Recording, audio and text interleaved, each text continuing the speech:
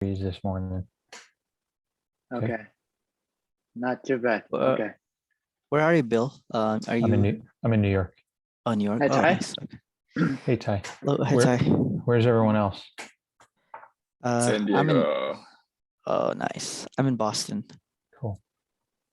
Over here in Oregon. Wow. Nice. Silicon Valley, San Francisco, Bay Area. Nice. So, yeah, I was talking with Kevin a few days ago. He was saying it was cold in San Diego. I was asking like how. He said it's 60s, so it's cold. Yeah, I think it's dripped down into the 50s, so now we're really cold, but it's all right. It's nothing. Yeah, it's yeah, it's nothing. Used to be in Minnesota for a long time, and 60s was like heat wave. Oh, okay. Even not even 60s. It was like 40s, it was heat wave. Like people would be in shorts and like t-shirts. That's during the winter time. Of course, summertime it's still hot, but yeah, wintertime that temperature was like, oh wow. Pretty much. We get about 4 or 5 months of good weather in Brookings here at the coast. But other than that, like right now, October, November, December, January, February, it's just completely cloudy, bleak, raining all the time. It's actually, I don't know, like during the summer it's really nice here, but other than that, I mean, gosh, it's, don't even want to go outside or anything. I have noticed though that I'm more productive when it's rainy because I don't go outside and I'm just on my computer. So I think there's something to be said for Amazon and Microsoft up in Seattle. Yeah. I think that's when Bill Gates was setting up, do you guys know the Microsoft was originally in New Mexico, Albuquerque, right? Then he decided to move it back. I didn't know that. Yeah. Yeah, it was. He said, I want all the programmers stay inside. They don't go outside play because it's just raining outside. You don't have anywhere to go. So good for him. All right, guys, let's get started. So I think I kind of remember last time we talked about the stable coins, right? So I think that's one topic we can cover. But any other topic you guys want to specifically interested in this time, or we can just do like a, freestyle. That's also fine. Yeah. Okay. Before we start, I want to do a little bit of house chore here. I want to emphasize again. We released 2 articles this week. I think it's the second one. Ty, I don't know, have you ever seen it? But it should be very interesting. It's very similar to the idea you have last week. So basically, for people who have even the first one was also both of them were fairly related actually, because they're all behind G. I was saying do things that are behind G, and you'll be good. Yes, that's kind of really. Go ahead. Were you working on that first implementation prior to the meeting that we had? Ironically. With the outsourced, you were. That's interesting because it's like it's very. I mean, obviously, there's lots of people thinking in the same vein here, and doing similar things because, I mean that having the outsourced vanity address generator, that is a similar problem set where you're just offsetting a public key. So I thought that was interesting, and you can extend that. I mean that particular I guess framework is a little bit limited in what it can achieve, but you can extend it in ways that we haven't fully explored yet. Also, countless ways. So before I think. We go to details. I think first want to highlight these 2 articles. One is this work we published called Zero Knowledge Key Statement Proof. Basically, this is the implementation of N-chain, like a patent or white paper. So with the same title. So what it does is actually, on the surface, it looks very easy. So basically, you want a way to prove there's a private key. You give somebody your public key, right? And also, usually when how you prove, you have possession of a private key, you don't show him the private key itself, right? Because otherwise people can steal your coins, right? So what you should do, you just sign using a signature, right? That's also like one very primitive example of so-called zero knowledge proof. So basically you prove you know something without showing it, exposing it, right? Disclosing it. So digital signature is one way to do that. So, but digital signature can only show you have the private key, which is, corresponds to some known public key. But what if you want to have some additional constraint you want to prove, or property you want to prove on the private key? For example, is it even or odd? Because it's a number, right? Or is it that's a hash to something? So basically in this article, it basically shows this question. So if you have a private key you don't want to show, but you want to prove it corresponds to a known public key, but also it hashes to a certain value. Let's say or 00 or 111, right? So you can do this. You can now achieve this using signature, because signature doesn't cover that part that it hashes to a given value. So this is basically a very nice way for you to prove this statement. This statement may look like very simple at the first glance, but as Ty mentioned, right, we are only opening, this is we just have a glance of what it can achieve. So we have one example here. I think this is the details, and also we forked Ethereum-based zero knowledge library called Socrates. So basically, for people who wants to play around, you can also go to. You can go to the links that's linked here. You can play around the code, and you can even generate your own proof. Let's say you give some private key, you hash it, and then you calculate the public key, and then you can prove to somebody else. This both to hashes to a value and also calculates to a certain. By the way, is this do I have to enlarge it? You guys can see it, okay? The screen. I can see it. Yeah, I can see it all right. Okay. So this is all the code is on GitHub in public domain. I give one application here, as Ty just mentioned. What if you want to? So vanity address. Does everybody know this concept? Okay, Kevin. A little bit. It's where you you have some sort of address that has the name in it. Yeah, like that. Yeah. I know that Twitch uses it. I've seen it before on the what's on chain. Yeah. So for vanity address, it's just when you show the Bitcoin address in a specific coding, it happens to have some like a known pattern, right? So let's say it starts with always starts with 1, but what if you want to include, let's say, your name, right, or your company's name? So the easiest way would be like just brute force it, right? You just keep generating new private keys until it meets this pattern. But usually depends on what's a validity pattern look like. It can be computationally intensive, right? So as we talked about before, you can outsource this kind of computation, right? So let's say if somebody can say, oh, I can help you generate this Bitcoin address starts with, let's say, Kevin, right? And Kevin, can you pay me, I don't know, 1,000 Satoshi or something? But then you have the counterparty risk, right? If I give it to you, you may not pay me, but if I pay you first, you may not give it to me, right? So this is a perfect case to use this contract, but which is also using the zero knowledge key statement protocol.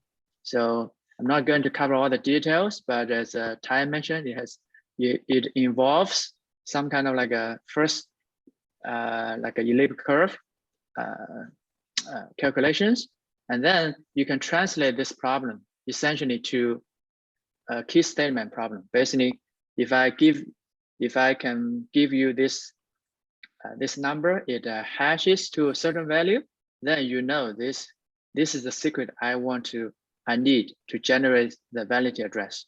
So instead of doing all this, going through all kinds of hurdles, you may need to have escrow or even sign some contract, like a legal document. You can just say, oh, this whole problem through this zero knowledge key statement can be converted to an equivalent of knowing some hash. So if I know this hash, I have the private key for the vanity address.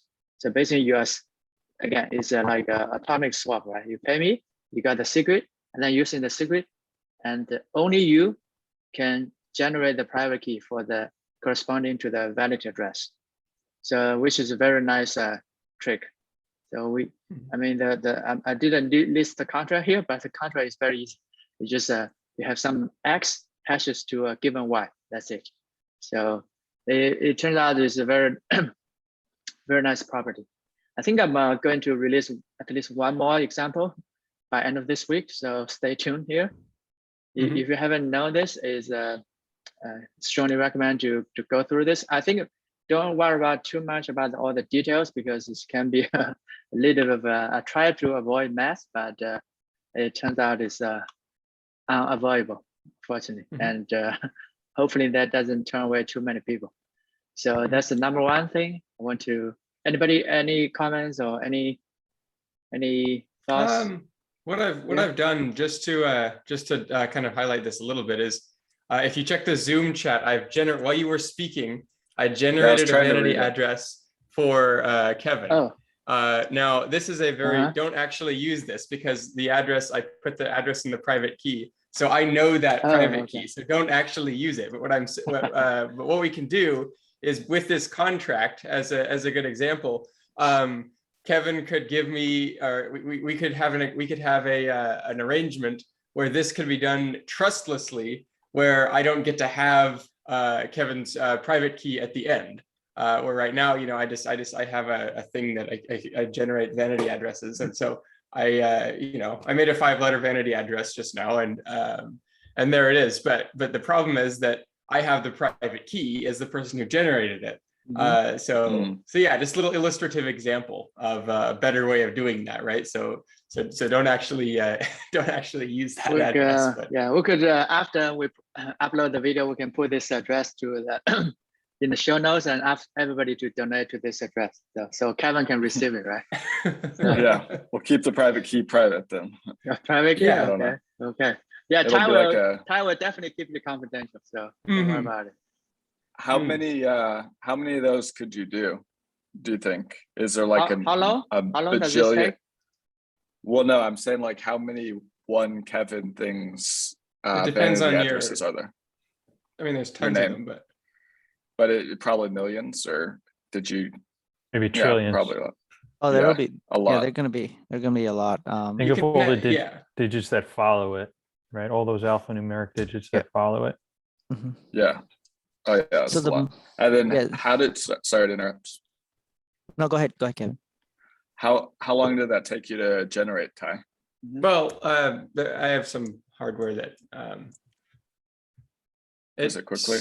Yeah, it's fairly quick for 5 characters. You see all that flashing? Is your hardware? Is it? Yeah. What's that? It's flashing. It's on fire. Oh, am I flashing? Oh, sorry. No. Yeah. So. Yeah, it's like a strobe light. Okay. That's probably so because it's fairly dark in my house right now because my son the sun is just like kind of it's overcast. It's very overcast. The screen takes up a lot of the light, and because I'm panning around my screen in different areas, it will change the thing and create a positive feedback loop sometimes. But if I turn on a light, then it will not do that. I don't think. Believe it. He's looking for one Kevin Healy right now. Yeah. So He's more stealing all my vanity addresses. The more the length of the vanity address, the more difficult it's going to be for you to generate, right? I think exponential. Yeah. But at the same time, you will have less number of addresses possible. Yeah. Okay. Yeah. It's kind of like the difficulty rate with miners, right? Because they just want to hash with the 0, 0, 0, 0. So it's kind of a similar idea, right? So it's a very horizontally scalable problem because you can deploy it to a whole cluster of machines, and then they all just be like, "Oh, I'm going to work on this." What kind of hardware you have? Is it no, like just like some computers. I have a couple boxes around my house, and so I'll SSH into them and tell them go run this and find one. And then I have a program that will do that. And each of them are, like using what's it called? Scallion, compiled binary a tool called Scallion that uses like the I don't remember. I think it's OpenGL or OpenCL or CUDA. I think one of those things that like uses the GPU to do them. And so a couple different machines, and then I have this script that I can just do a command on my, I put it in my ZSHRC, the shell, whatever. So I just type in ADDR, and then I type whatever pattern I want, and it automatically goes and SSHs to all of my boxes that I have around and tells them to just look for an address. So it comes up with whatever one comes, whichever one comes back first. So I don't know, just the thing I built when I was a little, I didn't build Scallion, I didn't do the CUDA stuff, but I wrote a little script to connect them together. So that's kind of how I do that. When it first started flashing, I thought you are generating another valid address starting with Kevin. I thought it was you're overloading. I have a second grid. I got a second one back. I'll put a second one in just to show the point that like. Oh, it's quick. Is that quick? Okay, that's quick. Yeah. So here's a second one for Kevin. And also, it shows the one issue with vanity addresses is just because you see one Kevin doesn't mean it's the right one. It's not actually, one Kevin P versus one Kevin W. I see. So now we have, different ones. I'm looking for something right now. We're going to see if we can find it before the end of this meeting. Okay. How long? Is it like a minute or is it 1 hour or something? Well, so each of my devices is telling me different, like how long it's expecting. And they're all saying it's going to take 3.8 days, but 3.7 days now.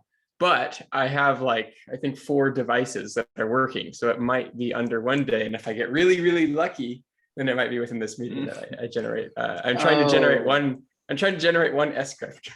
But, okay, cool. Because that's you can sell it to me. Yeah. Well, I would have to use the zero knowledge thing that's to one do that. Let's make some transaction on chain. Yeah. It would be cool to build a market, an application for this. Like that could be an interesting demonstration. I think it could be because a lot of people want that, but people would specialize really quickly and render my GPU things obsolete. They would build an ASIC for that particular thing, and that would be the end of my my little cluster that I built. Okay. All right, cool. I think there's two issues actually we solve at using one stone. So basically, one is the trust issue, right? Because I briefly look at some outsourced vanity address service. It turns out they have your private key, right? For example, TIE, right? You cannot get around that. So using this, you don't have that trust because you are using some kind of like a elliptical curve operations, almost like a G. So you are hiding the actual private key behind this. So you can know this. So definitely very interesting. And second is trustless payment, right? You pay, you get the secret, and then you get the private key. Versus in the real world, if some third party generate to you, you always have the counterparty risk. So this is just one simple example, and I think just a heads up, we're going to release quite some work in the domain called zero knowledge because it's a very powerful pattern. So the pattern here is I can prove I meet your requirement, but everything, almost everything is done off chain. So here, right, I can prove if you know this value that hashes to this number, this is a secret you need to generate this validated address. But everything else, all the calculation and verification is done off chain. But at the same time, you cannot cheat, right? So this is what almost like I see smart contract is going. Most of the time, if not all the time, you only need to do some like a very light verification. It's like we talk about NP problem, right? So in general, you solve it, it's very hard, right? It can be very hard. But if you just verify it, it can be very easy. It's a polynomial, so it's much easier just to verify. So stay tuned.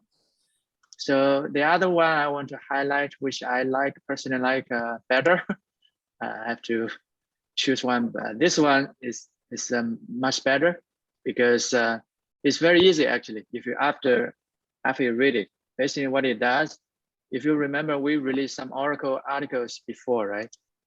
So basically, how do you for people who have not heard about the Oracle? So basically, the script, right? Script is the so-called it cannot know outside world. You can only know the locking script, what's in the locking script, and also what's in the unlocking script. It doesn't know anything else. But what if you want to integrate it real world data? Let's say weather, right? You say, oh, Ty, if tomorrow is still overcast, I will pay you 1 Bitcoin. Otherwise, you will pay me 1 Bitcoin, right? Otherwise, it might be the other way around actually, but yeah. So, but the Bitcoin script, right? There's no opt weather, right? There's no such an opcode called opt get weather or something.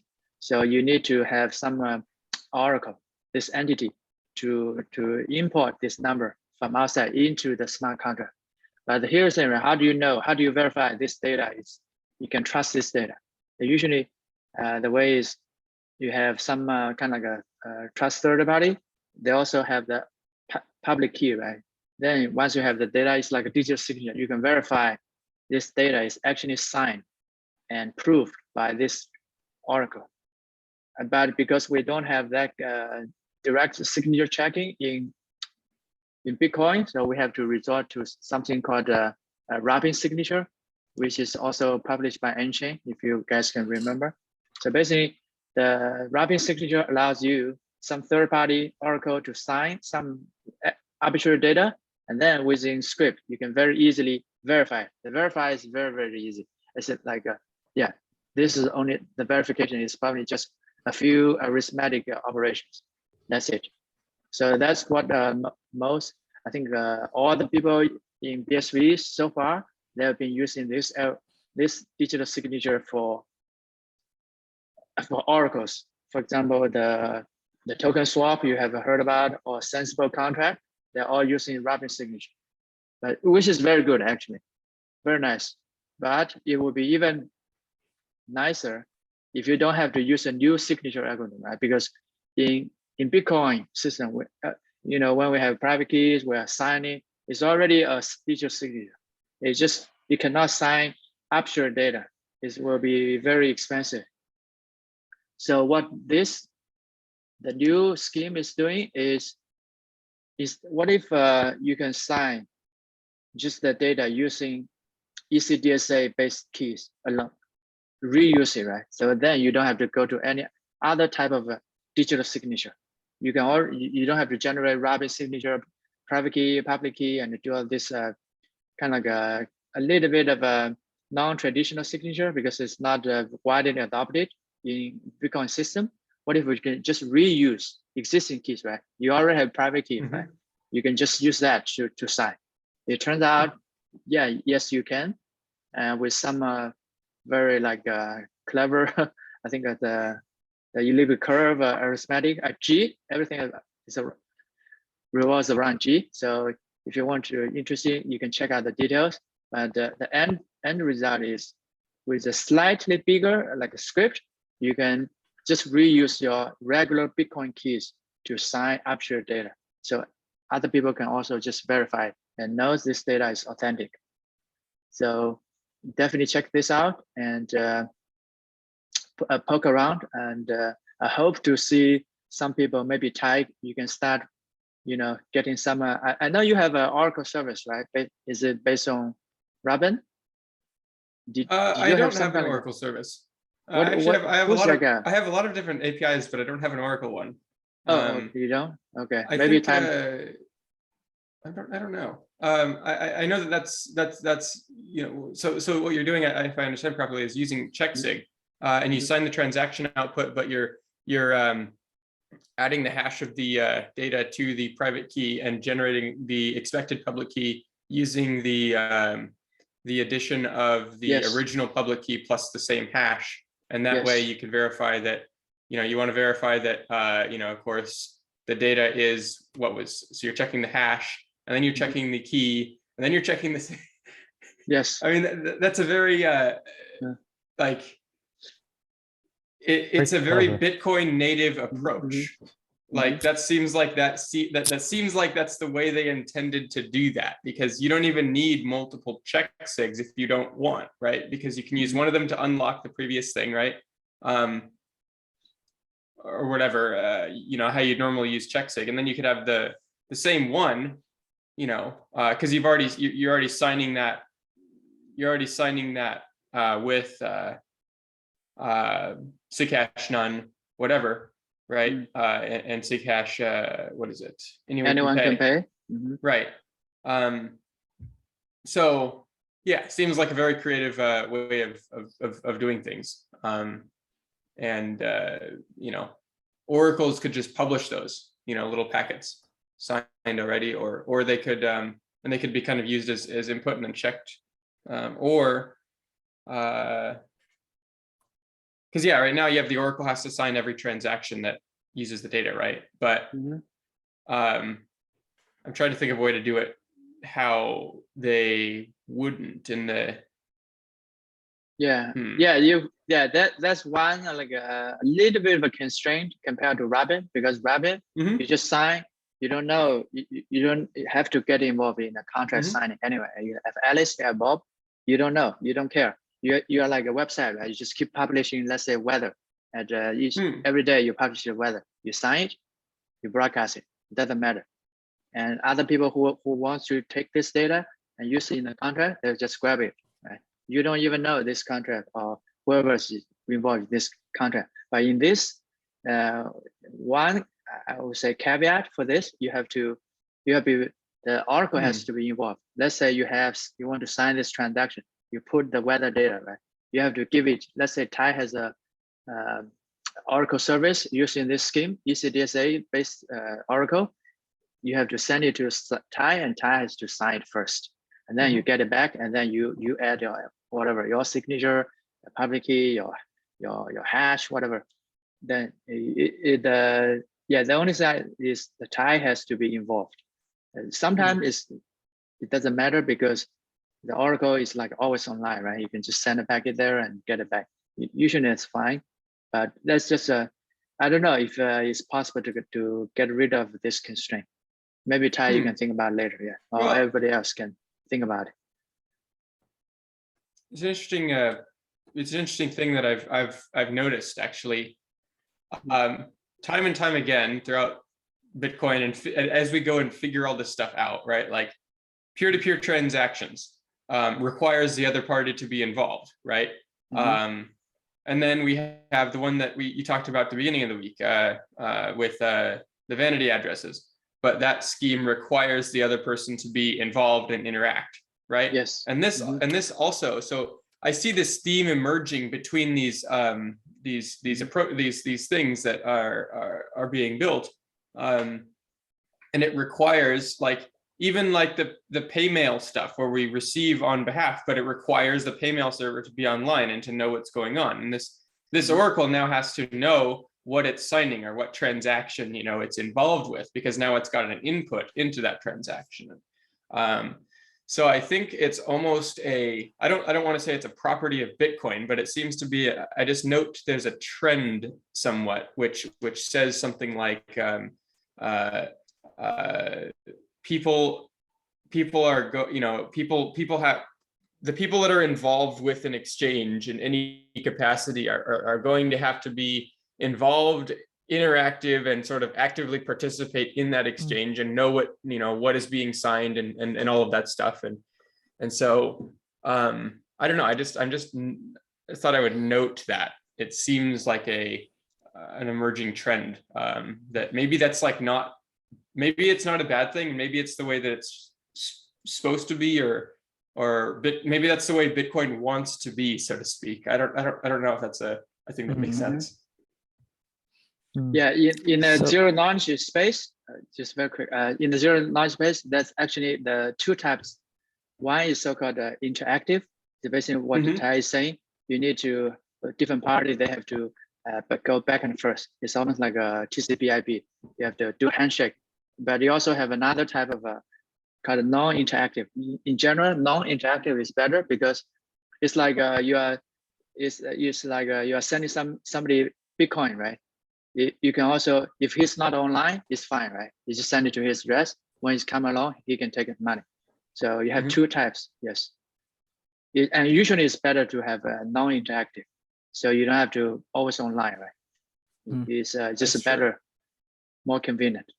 You're saying something, Samir? Oh no, I was just gonna say the same thing. That non-interactive is I think from a resource standpoint, it's more efficient because that way it's not like I'm constantly waiting for the message to come, and then I think like Ty was mentioning, I think it's with SPV probably we can have those functions where like both parties don't need to be online all the time. It just one party can still, with sufficient security, can send messages or can send Bitcoins to the other party, with the same level of security, even though the other party is not online. So I think that probably will happen ultimately. But yeah, I understand. From a resource standpoint, I think it makes more sense to have non-interactive peer-to-peer sending processes. Yeah, the funny historic precedent is when Satoshi first designed, he put this IP to IP payment, and that's supposed to be the dominant payment method, right? But then, and then you have if the other party, the receiver is not online, then you resort to pay to his address, right? But turns out once the BTC guys take over, the first thing they remove is the IP to IP payment, actually, which totally breaks the peer-to-peer part of the payment. Now everybody's using like a PGP. You post your Bitcoin address on your website, and then people just pay. But it's not. You are not supposed to reuse your address. I think even for the vanity address, I think I could see some usage, but it's not the supposed way to use it. I could see maybe you donate to some like a charity, right? You want to keep track of how the funds goes, right? So that's one thing I can think of. Kevin, you were saying? I was gonna say, yeah, well, I changed what I was gonna say. I was gonna say, yeah, I think the addresses should just be kind of like this thing that nobody sees, kind of like IP addresses. Now we have DNS or whatever. But before that, I was gonna ask, so with the IP to IP, is that re-enabled? Or are we still doing it the paymail wrong way? Paymail, you can think of kind of like IP to IP, right? You are pinning the payment service to, it's like DNS, right? You translate the human readable email to like a native Bitcoin address. So basically it's just that it's kind of like what we were talking about with payment channels. It's like before we write things to the blockchain, we're going to communicate with each other, and then the merchant is the one that's supposed to publish it. But right now it's like the wrong way, or at least the backup way is now the primary way, where you're just you're taking your transaction and broadcasting it straight to the network. Right? Yeah. Okay. That will not work. Like it won't scale because the merchant needs to rely on blockchain scanning or have a service to do that, and that's just costly and unnecessary when they're already exchanging, goods and services or whatever between each other. So, I mean, you can do. Well, you can do exchanges directly where I hand you, like if I wanted to literally send somebody a transaction, right? Then what I would do is, well, you could use an envelope, and I guess they don't like to call it SPV envelope. So we're going to do a call to discuss what it should be called. But there is a structure that exists, whatever it's called, that I helped Let's create. call it the envelope for the sake of the we could just call it an SPV envelope. it contains the transaction, it contains the inputs, and it contains the proofs all the way back to the blockchain, and it contains signatures from miners saying they're going to accept this transaction. And sending that to a person gives them all they need to spend that transaction in the future, as long as they have the private key. And then if you're lucky, you can also get a callback from the miners later on that says, here is the proofs for the transaction that I've just sent. So maybe it's unconfirmed at the beginning, and then as it settles, right, the miners give me a proof back. But the problem there is that, you know, if I'm the sender and I have a change output, I want to know the proof because I have a change output. And if I'm the recipient and I have my main payment output, I want to know a proof on that. You know what I mean? So the miners will accept the first broadcast through Mappy, but the second broadcast they receive will be rejected because they'll say, well, transaction already known, I'm not going to send you another webhook because I already have somebody else who I want to send a webhook. And, you know, sending 2 webhooks is, you know, takes more resources or something, right? So the miner may not necessarily let everybody know. And that is a problem we face when we're designing SPV wallets. However,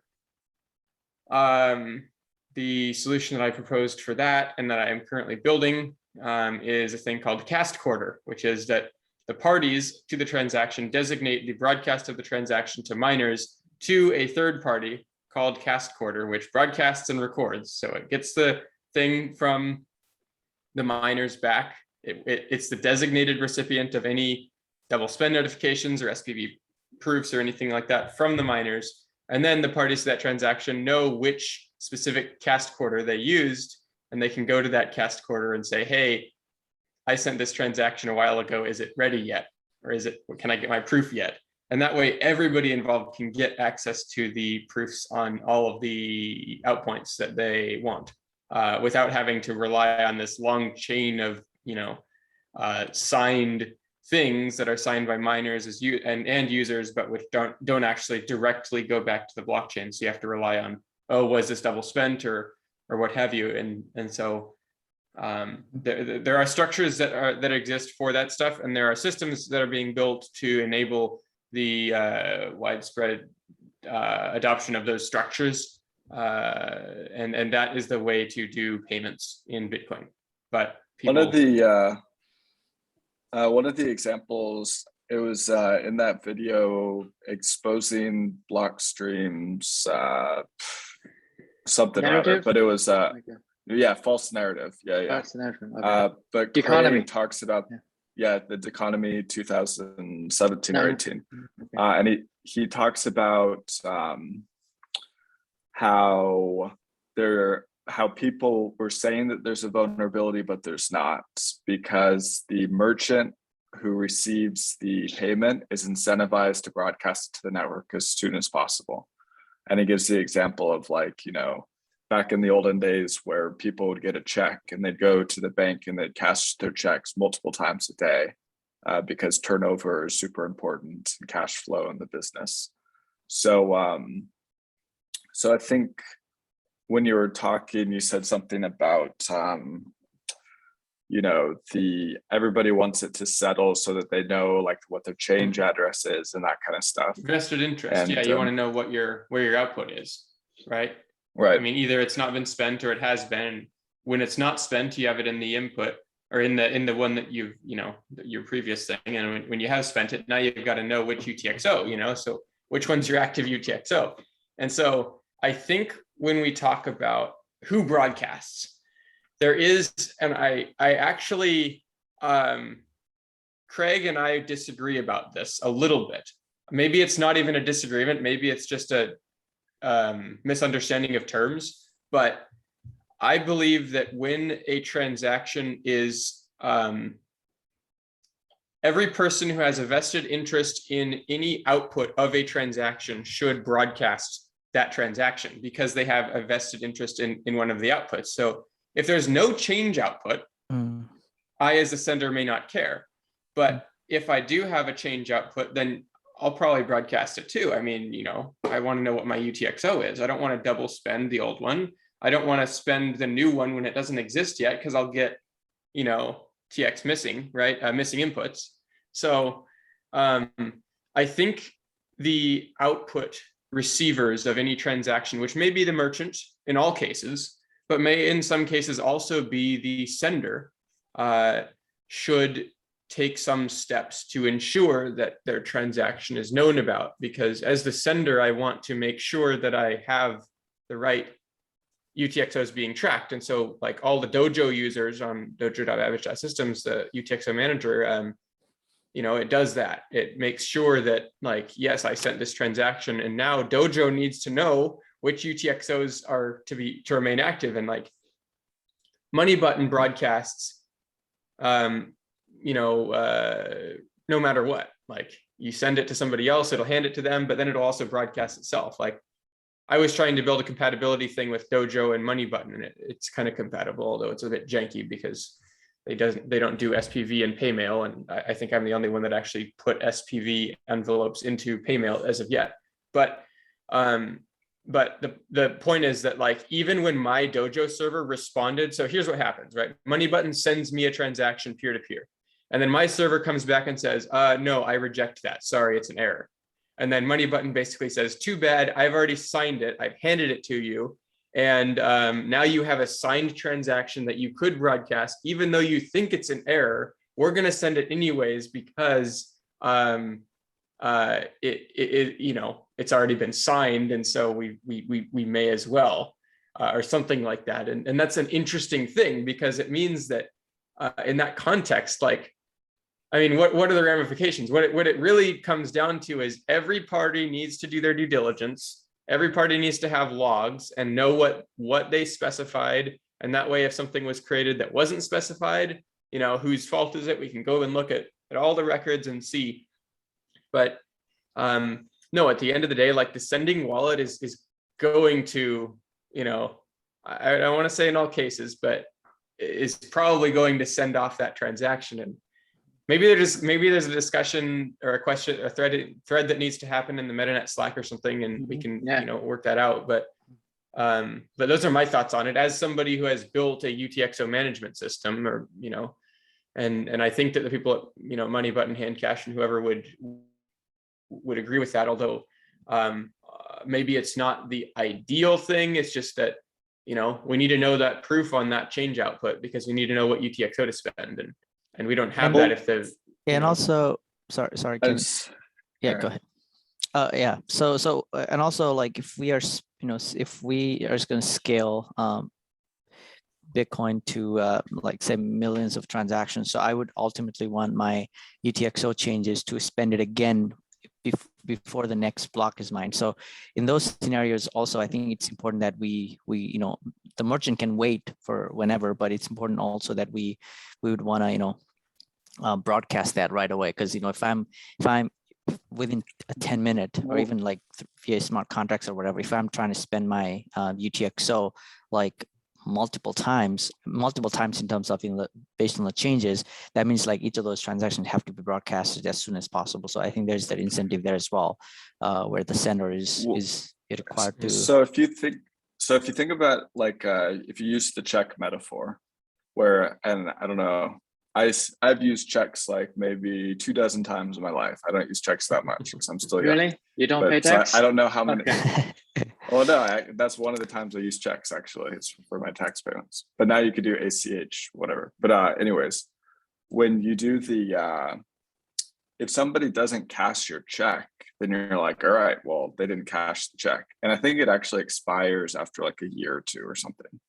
So just thinking of that metaphor in my mind, like if you had a wallet and you could even have the wallet break up things so you have a bunch of UTXOs instead of just a few. So you're not like, if you just have like, a huge account or a huge UTXO, I should say, and then you're going to need to get a change address every time, and then you're really vested in whether that thing caches immediately. But if you have a whole bunch of UTXOs and you've broken it up into small things, then you could use one and you're not concerned about whether it's cashed immediately. Now, the reality is the merchant wants the money, so they're probably going to cash the transaction really fast. But if they don't, then what if the transaction expired after a certain, I don't know if that's possible, but what if it expired after 6 months or a year or something? And if you just have enough in your wallet, you probably just don't care. So there's no vulnerability to you. The only vulnerability would be that they don't cash your check and then you get your money back after 6 months. But you just have to make sure that you have enough UTXOs personally so that you're not relying upon your change address. Right. I mean, well, there's a balance there because it would be unwieldy to make a new transaction for every cent in a transfer. You know, you can combine the value. You could just spend a whole bunch of different ones. But yeah, I mean, so I have this field.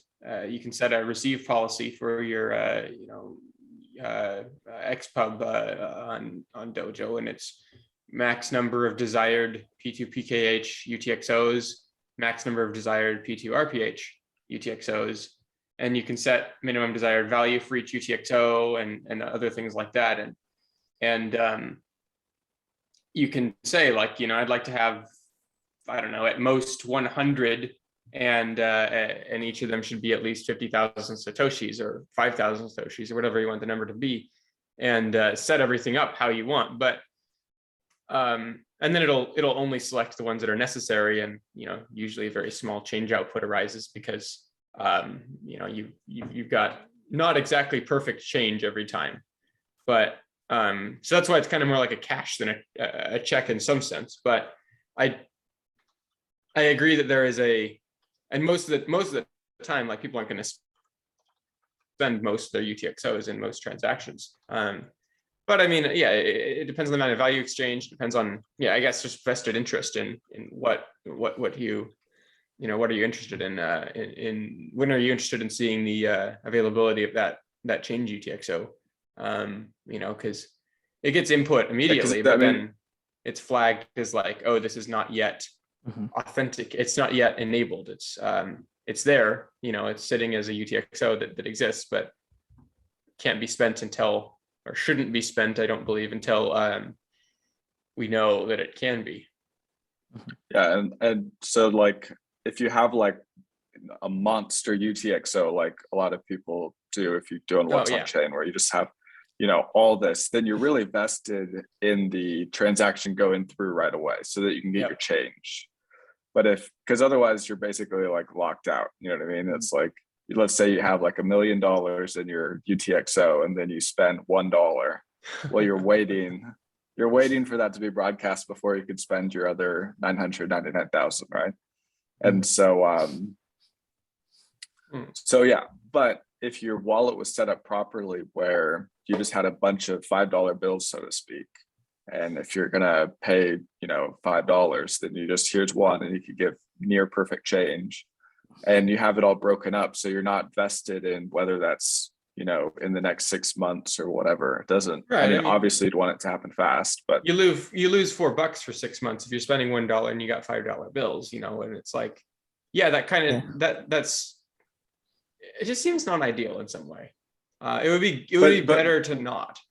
But yeah, I know. I see what you're saying. We also have to remember that the merchant in most likely is incentivized to actually broadcast it near immediately, and that's what Craig was talking about in that. I see what you're saying, but my point was that even if they do broadcast it immediately, we don't necessarily know that they have broadcasted it immediately.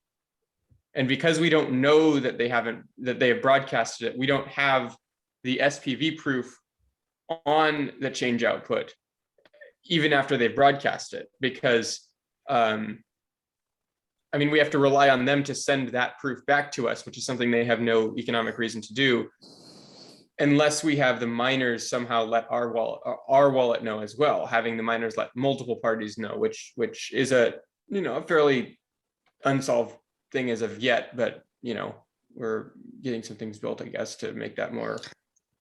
I think we should workable. talk about stablecoin, because this this kind of relates to a lot of that as well. Based on so sure. So I rewatched that. Okay, go ahead if you want to introduce it, and then I'll talk about what I. Yeah, I think Ty, we talked about this during the CoinGeek conference as well, and I put forward this kind of like an idea to kind of a lot of folks, whoever I meet during the CoinGeek conference as well. But basically, the idea is, you know, like first, I think we need to kind of define like why we need a stable coin, and maybe, if we even need a stable coin. But the way I see it is, like because of the limited supply of Bitcoin, in a blockchain. And we can all argue that, okay, there are so many different blockchains, we're not really having a limited supply and so forth. But ultimately, I believe that there's only going to be one chain, the longest chain. So in that case, we're still going to have a limited supply. And just like a gold standard kind of thing, there's a limited, the velocity of the money is going to kind of get reduced. So because of the hold, like a HODL culture, right? So, and it's a human thing that we, something that has value, that's value going to appreciate more at a future point, we'd rather want to hold than spend it. So, and it's not necessarily bad. And I think last week when we talked about like, Roman Empire and the gold standard and so forth, people built beautiful things back then also without having to, without the velocity of the money, with the savings culture. It makes sense as well because, the time preference and all those things, people want to spend more time building things because they're not really spending it. But at the same time, we need to trade things. We need to, when we trade, that means we get more information. So we need the velocity of money to be as fast as possible as well. So in that case, we need to release the money so that, people want to spend. And I know we're building things, like we're building applications which basically allows people to spend their Bitcoin because you're getting a different value for it. Like, people building like hand cash or, all these applications that's been built on the blockchain. It's definitely going to create a utility where people will want to spend the money. The money being in a like a vault is of no use if there is no trade and so forth. So in that case, that is definitely adding the velocity of the money, but on a higher level, I think the HODL culture, because of the supply, the limited supply of the coin is definitely going to be there. Right now we're building application, we're building infrastructure and so forth. And I think for that reason, why I think stable coins is necessary, where we have something to peg that is stable over time.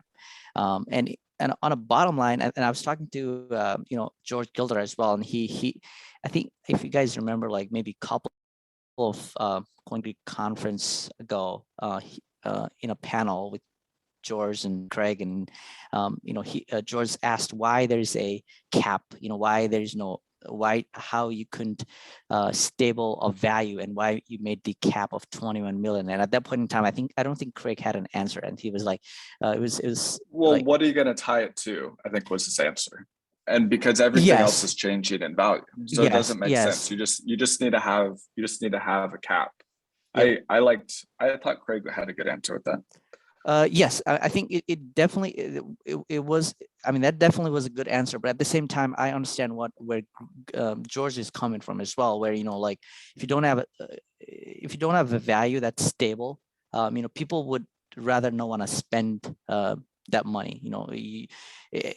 Spend in terms of any contract or whatever. And I think and right. that kind of took me to this rabbit hole of about finding what stable coin is. And like last in the CoinGeek conference as well, I was I questioned, if you remember the professor from Cornell, Iswar, yeah. And so he had a book on stable coins. And I really asked, what really makes stable coin?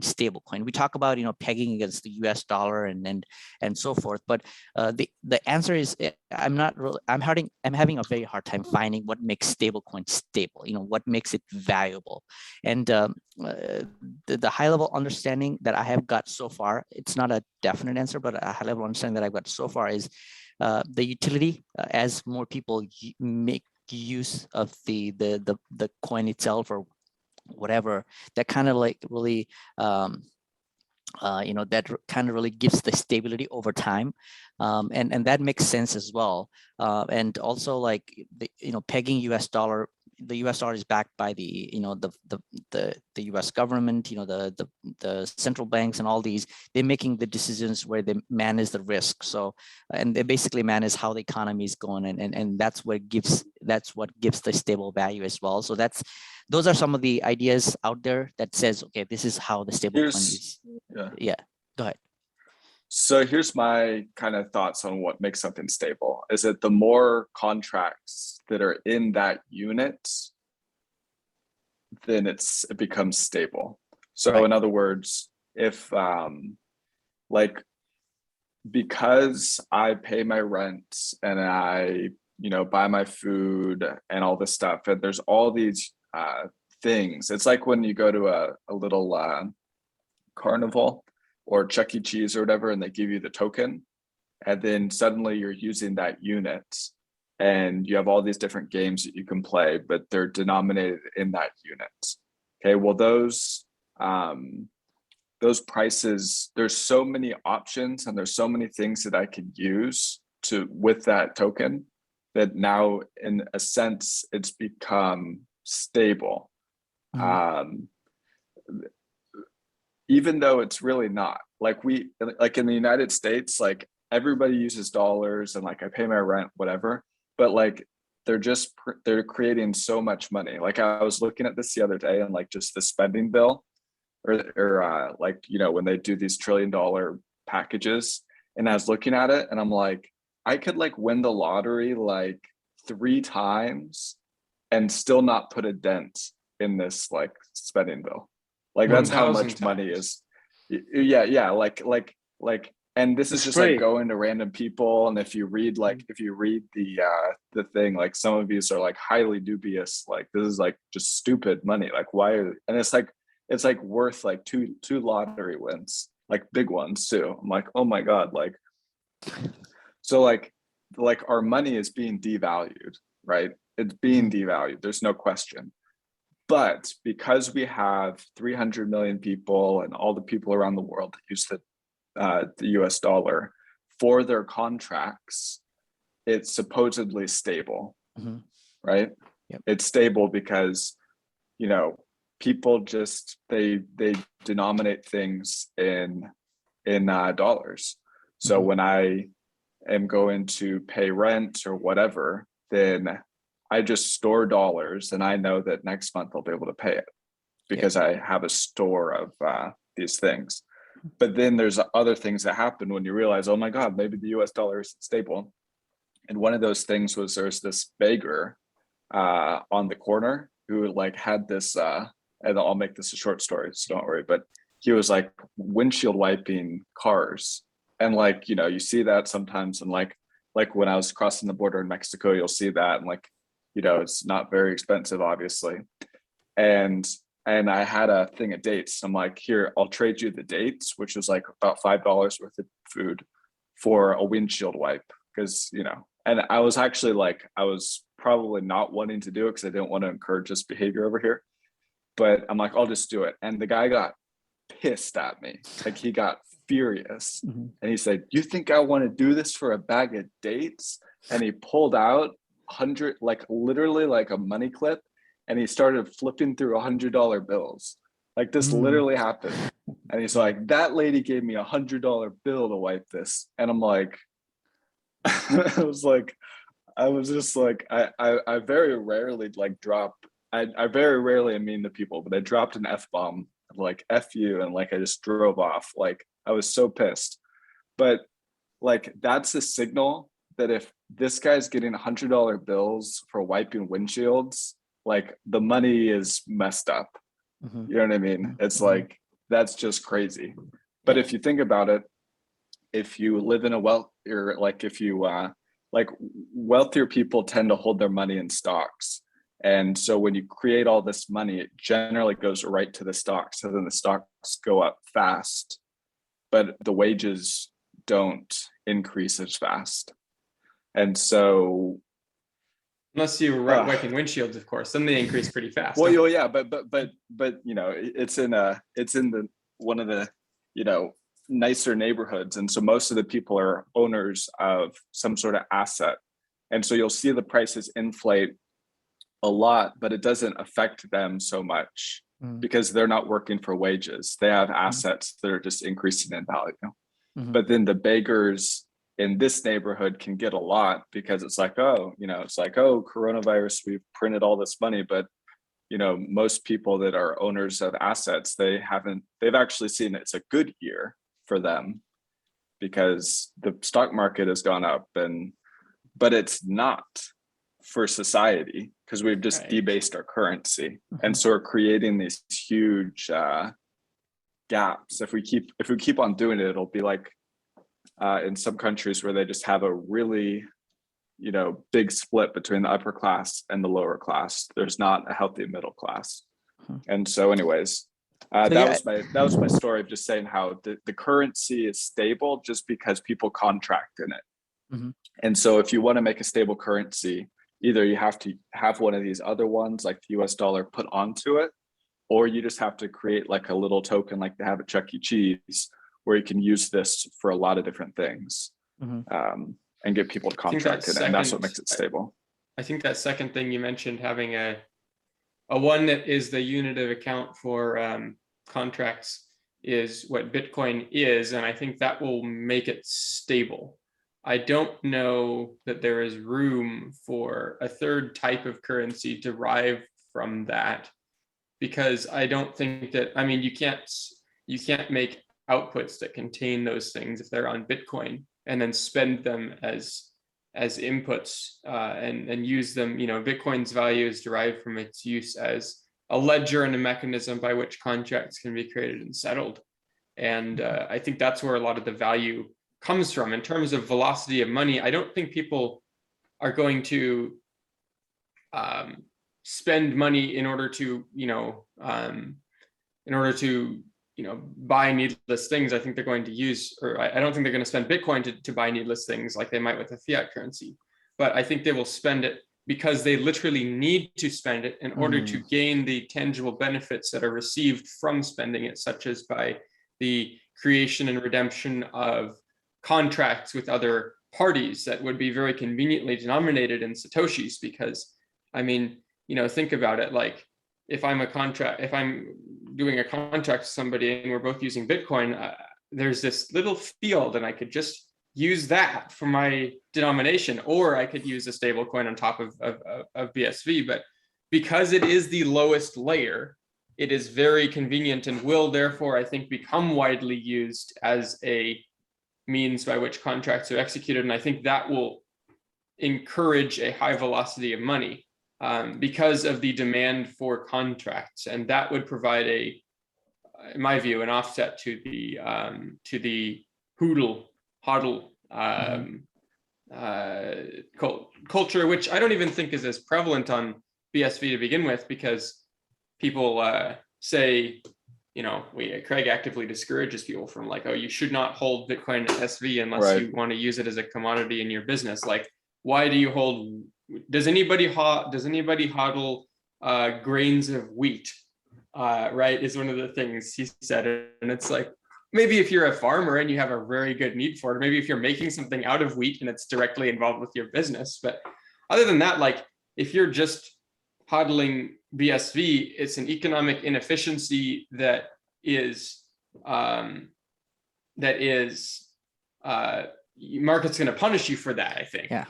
Because you're not being economically efficient, and so you shouldn't do that. And I don't think we have to kind of design or plan a system that discourages that. I think that the market and the wisdom of crowd, so to speak, will indicate to those people that they're not providing value, and that they there's always going to be room for speculation in other areas and spending, lots of spending using.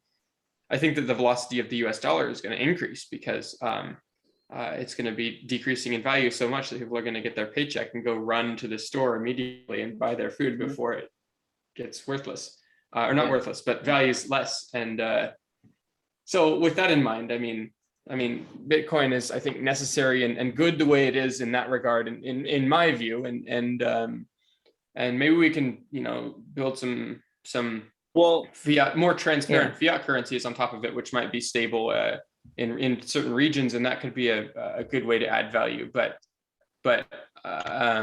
having a stable coin derived from the the properties of BSV, my view is that I don't think it's necessary. But I think I do understand, like when you mentioned ultimately when Satoshi's becomes the unit of account, and that's the end goal. The reason I brought this up is because right now, because it's a path, right? Because that's way along down the line where it becomes a couple years, maybe 5 years. Yeah, when it becomes a highly when the utility is really high and people just don't start caring about it being a more of a store of value rather than just medium of exchange and just a unit of account, and that's when people just don't care about, I want to hold my Satoshis, but fundamentally, just because of the fact that there's a limited supply, regardless of how we frame it, that notion to humans of something that is of value, that's value is going to appreciate, because we can have more and more contracts. People would definitely want to hold it. That's my viewpoint. I don't think there's 2.1 quadrillion contracts, though. No, maybe I'm wrong. No, what I'm saying is like as more utility is being built on top of the chain itself, the token's value is going to appreciate. That just because of that itself, the mentality is it's going to be very difficult for me to, and I understand, like when when Craig or when Satoshi first created this beautiful protocol, and then he thought, oh, this is something that I created, and people want to use it, and he didn't distribute the coin, then it just doesn't make any sense. Because he distributed it, that's when it gets its value. So it's more like a circular thing. If you don't distribute it, then it doesn't, if we're not spending it more, then there is no utility, and the value is not, that's where it gets the value itself. So I fully understand that. So yeah, let's start with where you started this. You started this whole thing talking about there needs to be, you used the George Gilder example of where you have to have it tied to some real world thing. Let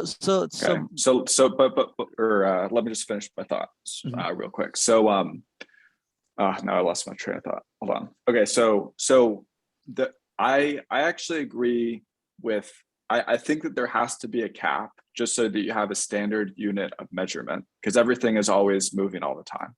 So let's say that BSV is the standard unit of measurement. It has a fixed supply. It's not going to change. Now, there's nothing to stop you from creating some sort of, thing that is actually tied to the real world. Like, let's say that you have Xiaowei posted these future contracts or whatever. But like, let's say that you have some sort of contract that is for a bushel of wheat or a thing of fruit or whatever, that it's this set thing. And then that can be this thing that's trading as a commodity. You know what I mean? You could have these other so-called tokens or tokenized assets or whatever that are floating around on top of the BSV blockchain. And if one of those is something that can be exchanged for a lot of things, then it kind of becomes a stable coin in a sense. Because, and again, I'm not an expert here, but just from my observations of life, I've said that if something has a lot of contracts associated with it, then it becomes stable, right? Well, because and so if you have, it's a frame of reference, and it's there's just a lot of things that you can contract with it, and people are slow to update their contracts and whatever. So even though the US dollar might be totally depreciating, whatever, people are slow. They just view it as stable, and they're slow to change their wages, or they're slow to change their rent costs or whatever. And so it's just more stable because there's so many contracts. So if we have something that we create as a token, if it's for a bushel of wheat or whatever, but then for whatever reason people start exchanging, or maybe it's oil, or maybe it's whatever, then those things can start becoming the foundation for a stable coin, but you still have the fixed supply. I think what's great about sorry. And so I fully agree with exactly what you mentioned there. And I just wanted to add what I've been thinking about when, in terms of a token or some kind of stable value token on the native BSV blockchain. And I was thinking through like a couple of ideas. So one is the number of transactions that happens on a block. So like, so for example, if there is like 100 transactions that happens on a block that is mined and that block is mined, then we create a 100 token that is tied back to the transaction itself, and the tying basically happens via the SPV Merkle proof and so forth. And who gets that those tokens, I think that's still need to be discussed. But so by this one, what really happens is these tokens will not have an upper limit. So so it's an unlimited supply, but the supply is going to be managed by the number of transactions that happens on a block. So say, for example, one block has 100 transactions, the second block has 1,000 transactions, then we basically mint that many tokens. That's one way that I was thinking, and I was talking to David, this other person that, and he kind of mentioned, what about bytes? Because bytes of the data that goes into the blockchain. So if it's 1 token per byte, and that kind of gave me a thought as well, maybe that makes sense as well, because now it's an information age, we all talk about data, and that data is again attached to an asset like commodity, like grain, whatever it may be, and then that basically becomes a token, and that token basically stays in the SPV network, but then it is tied to the main blockchain via the Merkle proof.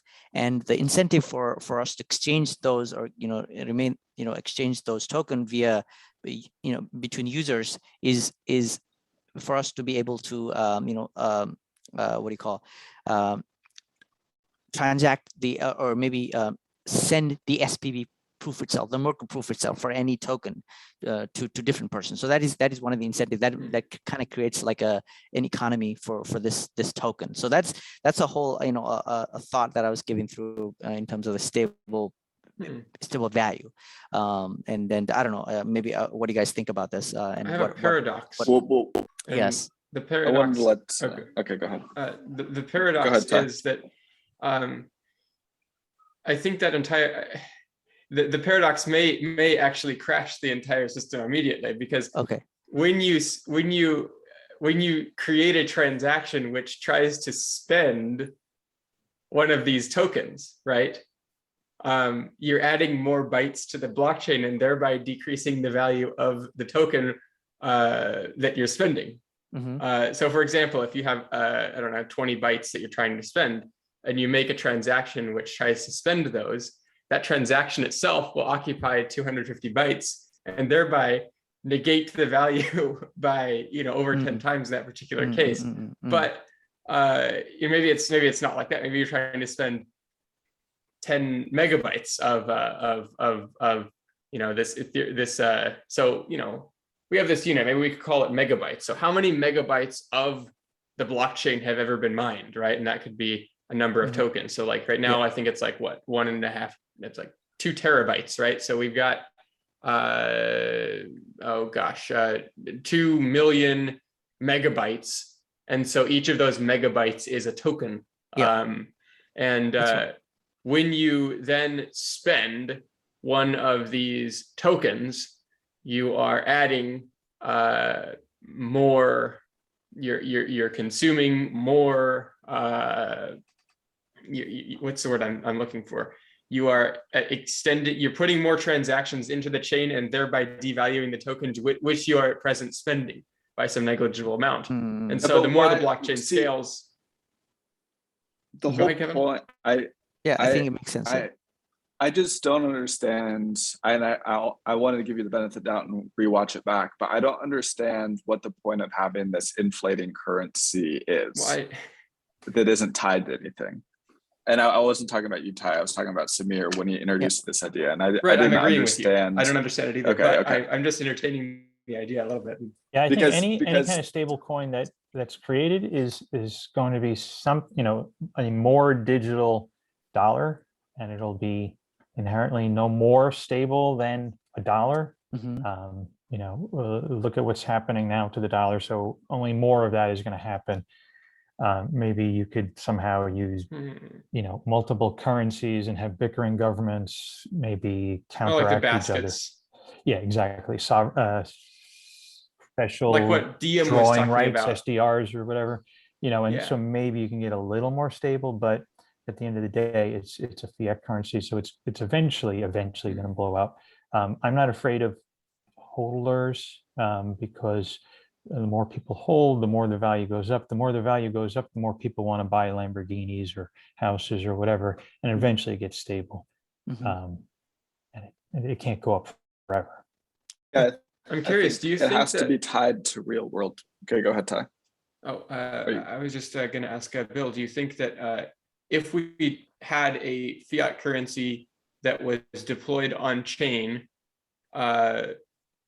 it would perhaps, because of the transparency properties, if nothing else, right? So if you're going to print money, you have to say how much you're going to print and put it on. Like I'm talking, like, you know how even Venezuela, they did this ERC20 token, right, for the strong bolivar or whatever, and everyone gave them a whole bunch of flack because it's like, oh, you're just literally doing a centralized ERC20 token. But it was you know, they couldn't actually at that point, like, this is making the assumption that there's no unit of this currency that is not on the blockchain. So it's a 100% on-chain fiat currency.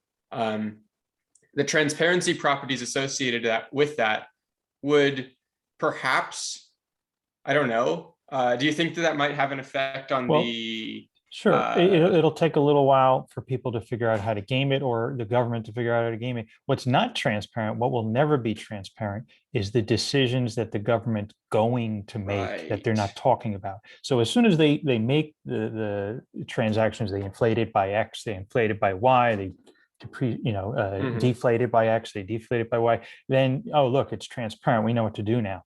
But I'm not an insider. I don't know what they're going to announce tomorrow or next week. So it's still going to be unstable in that it's, you know, there are buttons that human beings can press, as opposed to Bitcoin, where it's controlled by, 4 billion people. Basically.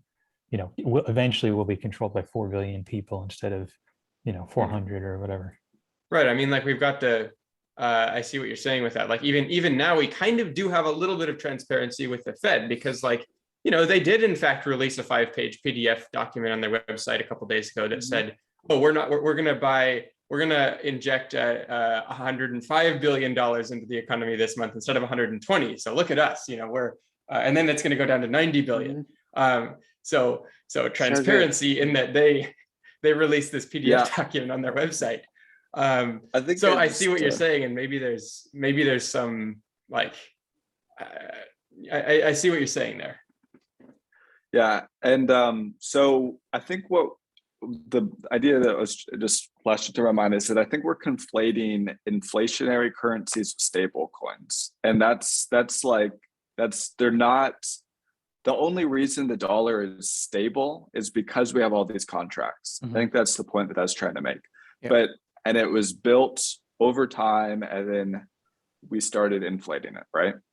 And it's not sustainable to do this. Okay, so when we're trying to build a stable coin, I think the conflation or the mistake that we're making is, a stable coin is somehow inflationary.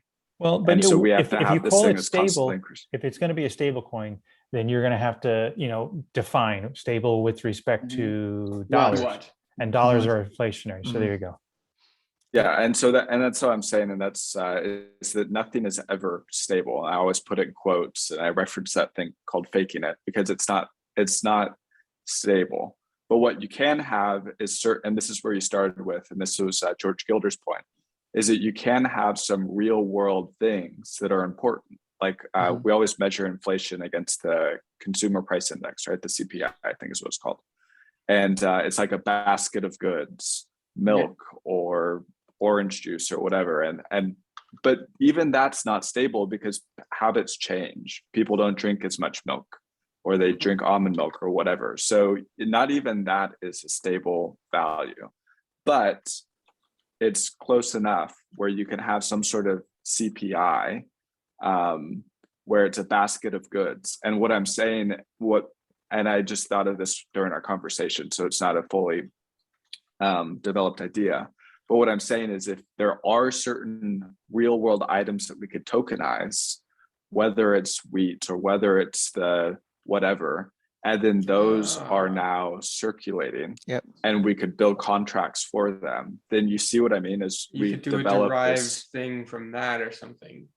Yeah, but everything because everything would have to be on chain in order to establish the price of the asset, and then have an oracle that signs, and then try to. Yeah, and these goods will be exchanging perhaps with each other. Like, there could be a market that develops around tokenized oil or tokenized whatever. But then, just like in a black market, like in Venezuela, when whatever these little black markets develop, like toothpaste becomes a stable coin, so to speak, because everybody needs toothpaste. And so what I'm saying is that if we tokenize enough goods, then certain things will become more stable than others because a lot of people contract to them. That was sort of my idea that I had. This reminds me of a conversation that I had, a few years ago now, with people actually in the BCH space, because they were talking, they're of course not thinking about law or anything like that, but they're like, oh, we want to build an algorithmically backed stable coin, right? And they were talking about these similar types of things a long time ago. Basically, we can tokenize all of these things. We can derive all of the, prices of all of these different assets, have oracles that sign, and then we could create an algorithm. And this is like the whole code is law thing, which I reject, which is we could create an algorithm to then control the supply of a circulating currency based on the prices of certain commodities, so as to, for example, ensure 2% whatever, and then have nobody ever be, and this is where I definitely reject what they're saying, which is have nobody ever be able to change it, and that way it's just purely defined in terms of X, right? And that it must exactly be 2%. Inflation every year, right, or whatever. But of course, then there's a pandemic and nobody can change it, and maybe we do want to have. Why do we want it to be? Why do we want inflationary currency? That's the thing that I don't understand. And I think, yeah. And my idea is that it's just some sort of, people are conflating stable with inflation, but it's not. But it is. It is in some ways, though. Inflation. Well, you're more encouraged to spend it if it's inflationary. And so in that sense, is, I would want an inflationary because at the end of the day, utility, right? Utility, you're in charge of it. Go ahead. Utility of any asset is the more it circulates around, the more stable it becomes. That's at the that's the fundamentals in there. So what if we say that the more it circulates around, the more it's stable it becomes, and not maybe the cause and effect is reversed with what you said. Explain. So what was what was it you said? You said the more it circulates around, the more utility. The more it circulates around, the more stable it becomes. Yes. But perhaps I thought I heard you say I was thinking that basically the more something is used, the more stable it will become, instead of the more stable it is, the more it will be used. Right. So the opposite thing there, but maybe This is a good opportunity. Go ahead. This is a good opportunity to bring in this concept that I was talking about. I rewatched that guy's video, and you don't even have to watch the video, you just have to get this point. It's called Gresham's Law. And it talks about how, so when the sort of, I don't know if it's the origin, but one of the primary examples of how Gresham's Law works is when in the Roman Empire, they started cutting the gold and silver. So the gold coin, instead of being 100% gold, was now 95% gold or whatever. But there was still gold coins in circulation. And then there was devalued gold coins in circulation, right? So there would be the 100% coin and the 95% coin, but the government was demanding that they're all the same. Okay, well, the people realized that they're not all the same, and they started hoarding the 100% gold coins, and they started using the 95% gold coins. And then what would happen is, as everybody hoarded the pure gold coins, then the devalued one would become the de facto currency. And this is Gresham's Law, is that a lower value coin will always Yeah, that's a bad money drives out good money. It's not like anybody would ever afford any free. That does make sense though. Yeah, but this is an interesting idea because, I totally lost my train of thought when I was I just had a good thought. Okay, it was what you were talking about inflationary. Okay, so this is the idea. So is that when money is the velocity of money, or when money is circulating and it's being used for things, I do agree that makes it become sort of a stable thing because there's a lot of people contracting in it. And so there is something to be said about that. But I think that inflating something is just empowering one person at the expense of everybody that uses it. There's no benefit in it. But also, like with the flip side, with the the current structure of how the money is distributed, right? So in Bitcoin, the early adopters, and that's why, and I think that's how the things evolved for money as well, from a gold standard to if gold standard was so beautiful and everybody was transacting gold, why create something that's inflationary, right? So and it was out of need. That's how I think, because like just like right now in Bitcoin, the early adopters do have the advantage of these coins, and we can spend as many. But how about the newcomers? It doesn't seem like a fair game for these to start using this, and I think that's where the stable inflationary money, and that's where even time, like when George talks about time, because we every day, each one of us have, like, say, a second passing by, and we say we own some kind of coin as time goes by. How about a newborn? If he wants the fair game to be part of this network, he needs just because the time passes, for him to have some kind of say, there needs to be a coin, or there needs to be some asset that he owns, which he can spend and earn more. I think that's where I believe the inflationary, when it comes to inflation, that means it's more for the newcomers who don't have already some sort of ownership on these coins. How do they spend? Or it becomes more paint someone's house and then they get some Bitcoin. And I don't feel bad spending Bitcoin SV, and I'll spend it. It's probably the most thing I use. I'll tip people in hand cash, like I tipped Kurt the other day, whatever. It's the most, and all the other ones now, there's like huge transaction fees, and so I don't even use it. So BSV is probably my most used coin of all the different ones available. And I just want to say, I don't feel bad spending it as long as I could replenish it. And so every time I spend it, then I buy a little bit more.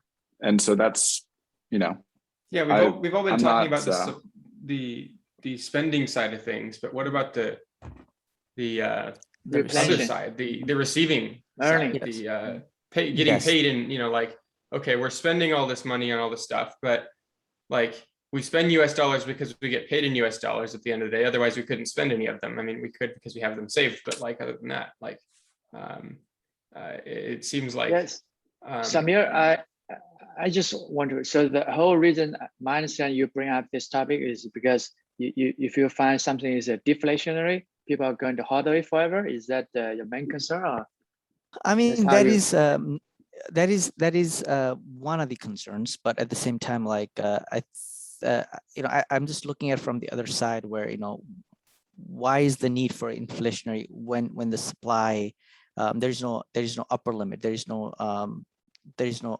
it's basically an unlimited supply, but because of that, I think it maintains a stable value, so that it's not like, okay, over time it just getting printed as much as it can be, and so I think those kind of properties is also necessary in money.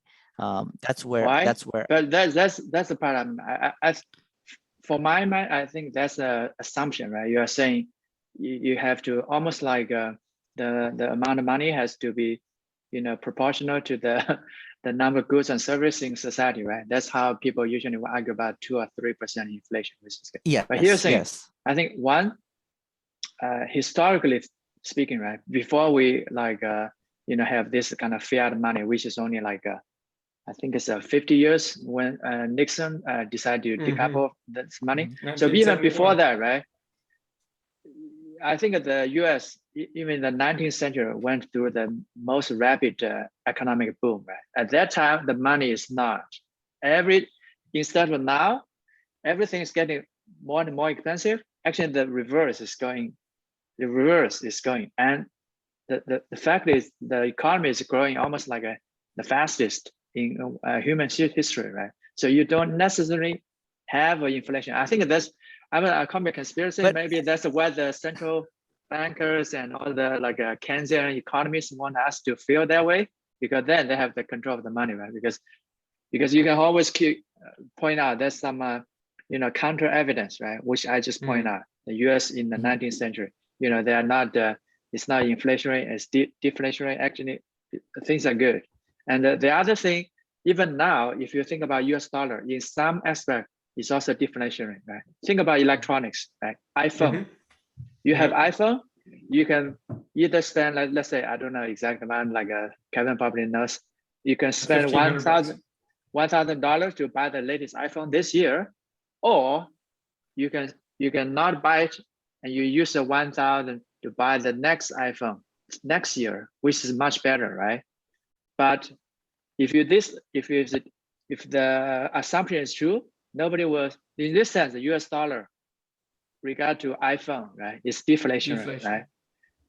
If this assumption is true, then nobody will buy iPhone, right? Because why would I spend $1,000 this year if I can spend $1,000 buy a better iPhone next year? Or I can spend I don't know, $700 to buy the same iPhone next year, right?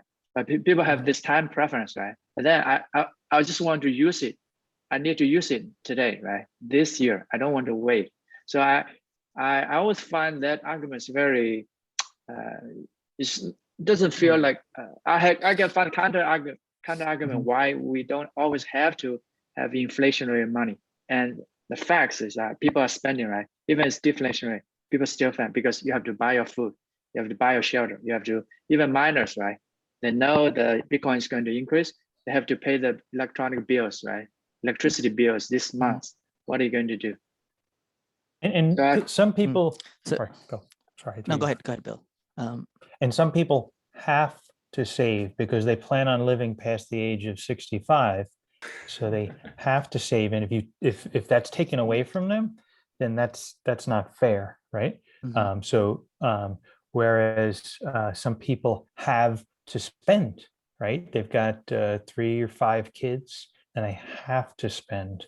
But as those kids grow older and are more and more able to take care of themselves, you can start to save, or you're always saving a little. But if you don't have that option, there's not going to be progress in society. Right, because the disadvantage with these contractual things, like if I make a contract about, I don't know, a mortgage, for example, right? $100,000. Now I owe the bank $100,000, right? But if there was, to use I'm just going to use a very extreme example to illustrate the point. If there was hyperinflation and now everybody's getting paid $100,000 an hour, because maybe 20 years later, right? This 30-year contract, now I can pay off my entire mortgage, which was denominated in, suppose it was a fixed rate at the beginning of 3% interest or whatever, which of course is very low in my opinion, but $100,000. Now, it discourages people from having long-term engagements, and it really screws over people who have got debt that they owe, or sorry, the lenders. If I'm a lender and I lend somebody and then the currency gets inflated and then I want to get my money back, the interest rate has to more than compensate for the money, otherwise, or for the amount that I'm going to be receiving back later. Otherwise, I am really just losing out entirely, and especially in a low interest rate environment. But I mean, gosh, in cases where we've seen 5% inflation, 3% interest, then if I'm a lender, I don't know. I'm not a lender, so I can't really speak to it. But I don't think it would be a good thing, but I'm not going to say because I haven't read anything about maybe lenders are getting, short changed on their money and whatever else, but it seems like that would be the case. I agree with you because there's an interesting thing where, like if I got a mortgage right now and I'm paying $2,000, this is actually a true story. I was trying to make it unhypothetical, but I got a mortgage and I'm paying a certain rate instead of renting, but then the rents in my neighborhood drastically increased during the coronavirus. It went up like 50%, but now I'm fixed in this mortgage where I'm paying the same fee. And so I actually got a great deal. And the bank is technically, I guess, the one losing out. And so, yeah, I agree with you that if it's an inflationary environment, then people are less likely to do these long-term things. And it's kind of a shame. So, I mean, when inflation is, I think I may be able to create like a rule here, and maybe it's wrong, maybe it's right, but I believe that fundamentally when inflation is higher than interest, then the bank will, or the lender would lose. Does that sound accurate? Can we poke holes in that, or is that? Right. I don't understand it enough to really answer that. The banker would want to charge more to offset that risk, right?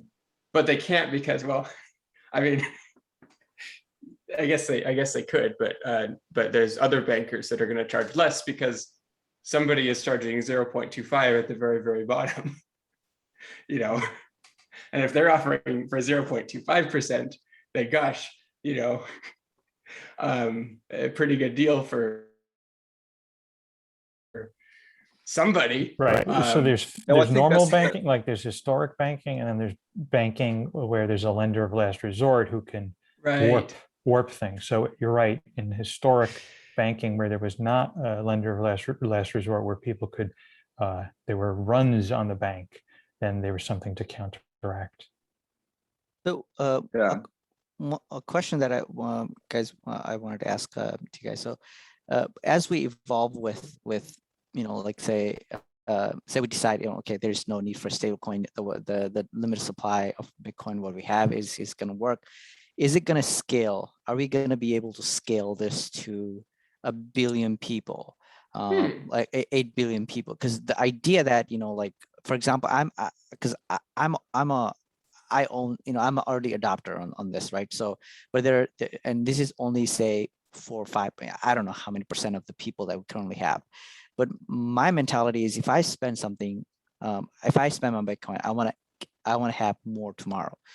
So with this, I mean, that's my natural way of thinking. So with this ideology, how can we scale to say, 8 billion people and make it?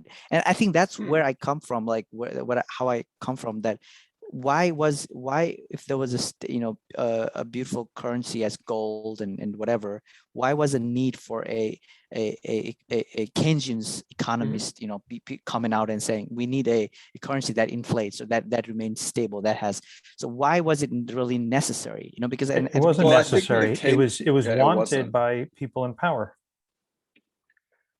I think, and if you're to be extremely optimistic about their intentions and say that they actually meant well, I think that the Keynesian argument is that if we could control the interest rate, then we could basically kind of take a loan out on our future. In other words, in the good times, we can collect money with the high interest rate, and then in the bad times, in theory. But then, in theory, and that's in theory. But what ends up happening is that the government just spends. Doesn't matter. The government just road to hell is paved with good intentions. No, but I think what we the way I look at it, I'm really optimistic on this one. I think when they began this, it was definitely a need for a currency as such. Now, when we look at a hindsight, it makes sense because it didn't really work out, and that's why we need a different currency where there's a 21, and it's a cycle of. I believe it's more of a cycle rather than that's how I look at when I look at history, that it was. I don't think anybody starts off saying, "Hey, I wanna have I wanna be a bad person. I want to fully control it." That's how I don't look at it that way. But because right now when we're talking about stablecoin, when I'm talking about stablecoin, I'm not saying, oh, I want to have a full control of the system. And that it's just when I talk to people who are not Bitcoiners, their first argument is, how do I get in? And and to get in, they just feel like it's not fair. It doesn't seem fair to them. So and that's where how do you define fair, right? Nobody can agree on. Maybe it's not a we'll right look at it this. Yeah. I think look at it this way: it's a more efficient payment mechanism. And so instead of paying the 2% plus 10 cents you have to pay with a credit card, if I can transact for a fraction of a penny, then you're actually saving money by using this thing. Very good. And so it's just a more efficient payment system. And they don't have to hold it, right? If they can just use it and forget about it. Example where it's useful and it saves them money. And if they think it's unfair to hold, I'm not going to hold your bags. Fine, don't hold it. And the other thing is, I think that there's a belief in the future growth of technology, which is, if I have $1,000, like Xiaohui was saying, if I spend it on the iPhone now for $1,000, well, if I believe that there is going to be a better iPhone to spend $1,000 on in 1 year, I will do that because I believe in the future growth of the economy, and that's why I would still be willing to kind of balance. It all kind of balances itself out using a market equilibrium of sorts that and I don't want to make the market into a religion and an ideology like some people do, which I criticize, but the idea here is that the incentive for me to spend now, the incentive for me to save, and the third thing there is my belief in the future growth of the economy will influence my purchasing decisions and my willingness to spend. And so because I believe in value being added, I would be in a position to I think basically you're saying time preference, we can have a lower time preference, so we build a better long-lasting products. I fully agree with you. This monetary policy of limited supply and definitely allows us to do that, but at the same time, can we scale to it never really hits scale ceiling, does it? Look at it. Oh no, I'm talking about different scale. Okay, here's the thing. I think you have a false assumption that people are unwilling to spend BSV because it's not inflationary. I think that's a false assumption because I've given some away to people and they don't care. And I, like to my haircut person, I gave some and I've just given it and they're like, oh, cool. Like they just spend it. They're not thinking in their mind that, oh, this is unfair because this person is holding it. I've never encountered that before. But it's going to catch up. It's going to catch up. In theory, sooner or later, it's going to catch up.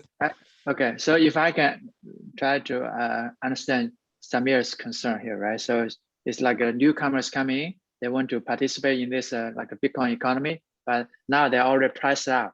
Is that what your concern is? So they have to, so right now they have to come up with say a US dollar, some other to bring into the network. So and that's how it is. So that either some kind of asset that they already have, or even their time or labor or whatever. But in technicality, it's already priced. They're definitely priced out. But here's the way I think about it, right? So I think Bitcoin is like gold. To me, it's like more like a medium exchange, right? So I'm still, in my mind, I'm still always using fiat because I live in a real world, right? I pay my rent, I pay my bills, it's all fiat. But when I pay this bill, I have two choices. First, I use this legacy system, right? The banks, the credit card, right? I pay like, I don't know, it's like Kevin said, right? 3% plus like and 3% plus 25 cents, right? Or I can use this Bitcoin. I convert it to Bitcoin and I pay, and the other side instantly convert it back, right? So the Bitcoin is almost like just medium exchange. You don't have HODL. It's like electricity, right? It's like a currency, right? It's current. You just use it. We're done. You forget about it. It's like a technology underlying this payment system. So it's never priced out. You always pay in dollars or pounds or whatever. It's just now, as Kevin said, it's a more efficient payment system. More efficient, less system, transaction cost. System. So that's a way. I mean, it doesn't forbid you to HODL it if you want, right? If you want to take the risk, right? So even in a long time, we believe it's going to rise, but in the short term, right, you still have to liquidate some to pay your bills, right? Because it's still going to be volatile for a long time. Yeah. Mm-hmm. And then the other thing I've been wanting to say for a while, and I'll just make it really quick, but the example that we've been giving about the iPhone, we don't have to have an inflationary currency to get me to buy the iPhone this year. What should happen is that this thing makes me more productive, and that's why I'm buying it, because and actually that is why I always get the new iPhone, is because it makes it, I spend probably, it's embarrassing, but like 8 hours on the computer every day. And so if I could have the processor be 30% faster, 50% faster, that literally makes me like 30 or 50% more productive. And so there's a good reason. And you could argue that, well, what if I was on Instagram, or what if I was on TikTok and it makes me totally unproductive? But if I'm doing productive things, then by buying it now instead of later, it's actually making me more productive for that year. And that's why I'm willing to buy it now instead of later. Definitely. And then plus resale value. Yeah. Good. Exactly. And I think that makes sense. That absolutely makes sense. When it comes to like, because you think something is more valuable than your money, you want to spend it. But with the limited supply, that kind of like, unless you're creating more value faster, it just I'm just but trying to figure out the math. Connection? Don't you see the connection is if you're not inflating the currency, then the only reason to spend it is if it makes you more productive. And that's why I have these ascents. Yep. When people have a deflationary currency, there's an ascent of the empire because they're creating more goods and services. Yeah. And then once it's inflationary, then you're just incentivized to spend it. It's like a hot potato. And instead, people invest in gold or the stock market or whatever, or some sort of asset like real estate to actually preserve their wealth instead of in the currency. But there's no benefit to the inflation at all. Yes, I agree that it makes it have a higher velocity of money, but which maybe has some benefit, but I don't know. I think that's the one argument that is valid that I'd have to investigate, is that it increases the velocity of money. But I think my counter argument to that would be that you only want the velocity of money to go on authentic, real value. Like I gave the example with the iPhone. I don't want to just spend it for no reason. Because, I was reading this article from, I think, one of the Chinese like finance folks, and they kind of mentioned, I think they're definitely a Keynesian's, they come from a Keynesian's perspective. And when they mention like, the economy is going to basically be dead, like people are not going to start working because, because if there's the like deflationary or, limited supply of currency, there's no incentive for people to work. They just wait. And that got me thinking as well. I mean, it makes sense for people who have the assets, that they would want to maybe take your time, have a very low time preference, and just spend your money for something that is absolutely a need. And I think that kind of also it goes back to my question of scale, because we scale a trade because we want to spend.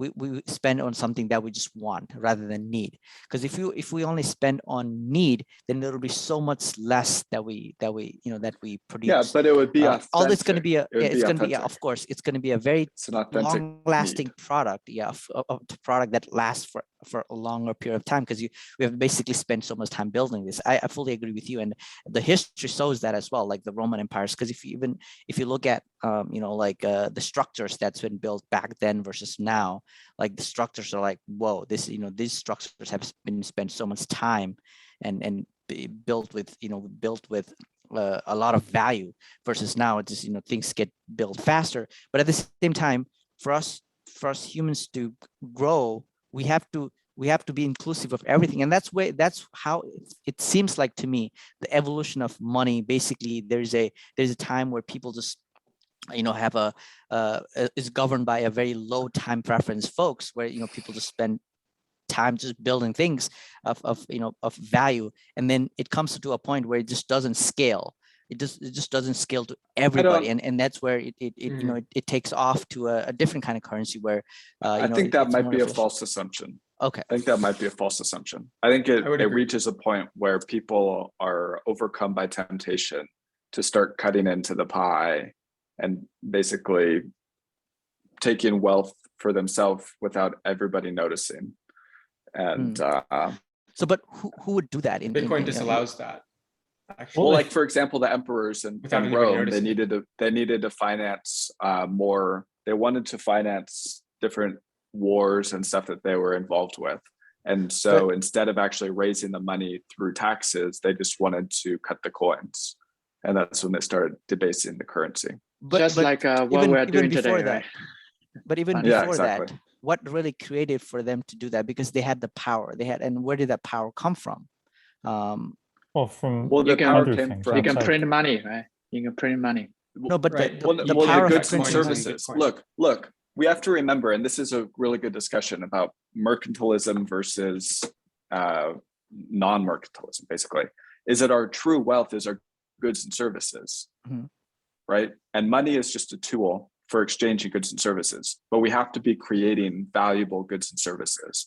And so what made Rome powerful was all their infrastructure, all their technology, all of their weapons, even laws. Right? That's their laws. And as Craig said with the introduction to law on theory of Bitcoin, like, why do we even have law in the first place? And it's to create, one of the reasons, I guess, is to create a stable environment for commerce so that you can contract over long periods of time.